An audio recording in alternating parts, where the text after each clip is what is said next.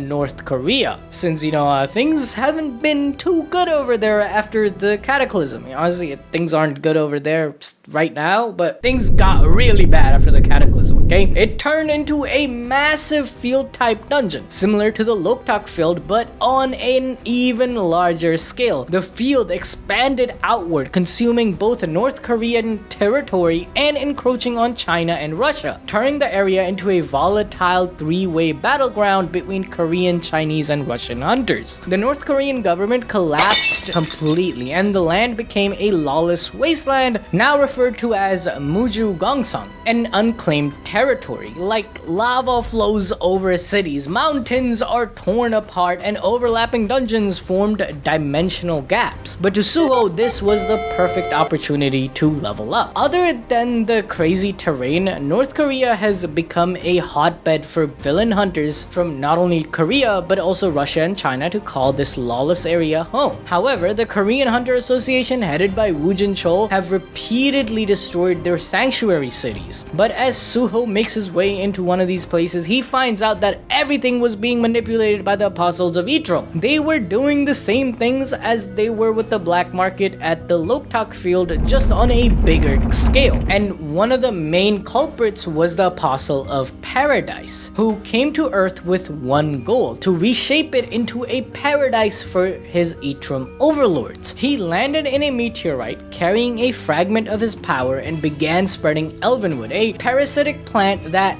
drains all life from its surroundings, perfect for the Itrum's environment. With North Korea under its grasp, his next target was Yeongpyeong City, the home of Jinwoo's family and his sister's hospital. Worse, he planned to power his project using abandoned orphans, but Suho, along with his mother and grandfather, show up and stop him. One breath of destruction from Suho torched the corrupted land, and Cha-haen finished the apostle off with her storm of white flame, while Grandpa Ilhwan blocked his dimensional escape. Still, the rat tried to slip away, only to get ambushed by Liu Zhejiang, who devoured his spirit, gaining a massive power boost and low-key joining Suho's guild. Interestingly, there was a human side to the Apostle of Paradise. He formed a bond with Russia's strongest hunter, Yuri Orlov, an orphan like himself. The Apostle, used as a pawn by his own Itrum parents, saw a reflection of his loneliness in Yuri. Together, they spread flower pots across Russia and expanded towards North Korea. Flower pots are these Elvenwood controlled area, by the way, but Suho's story in North Korea wasn't over yet, because there was another, the Apostle of Evolution. He didn't want war or destruction. Instead, he sought immortality and evolution. Obsessed with replicating the Shadow Monarch's power, he experimented on hunters, but failed since their bodies were too weak. This is the same guy who was spreading his tentacles to places like Loktak Field or Black Market, who were using people as experimentation, including the Mistburns. Eventually, his experiments led to the creation of number 47, a humanoid weapon that could regenerate but lacked a soul. Suho tracked down the Apostle of Evolution in North Korea and discovered that his real body was just a brain inside a test tube. The Apostle, fascinated by Suho's abilities, revealed his experiments and his ultimate goal: to create a true immortal army just like Jinwoo's. Suho realized that if the Apostle lived long enough, his research would eventually succeed, making him a dangerous future enemy. In response, the young lord destroyed the Apostle's illusions and attacked his real body. The Apostle, unfazed by his impending death, revealed that his final experiment was already completed, and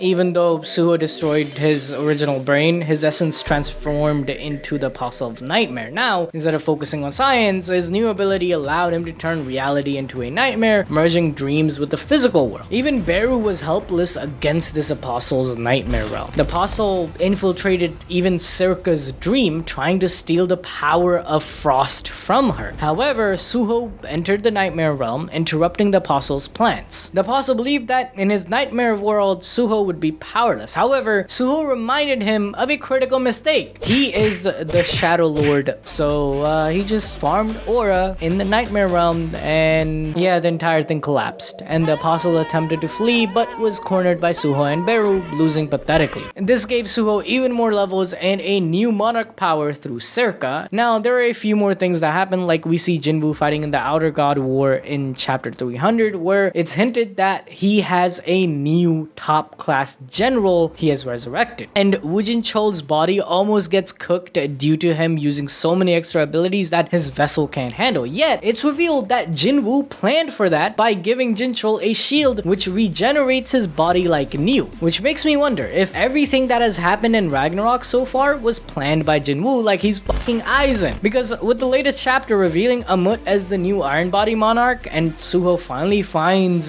the World Tree, Suho is only missing the Giant Monarch Legia and the Monarch of Transfiguration Yogamon's powers, right? So I will cover those events more in depth when Solo Leveling Season 3 comes out. Thank you so much for watching this video. Once again, thank you so much. Hit that like button and let's try to get this video to at least 10,000 likes. And comment below SL is a baddie to prove you made it till the end. Thank you once again.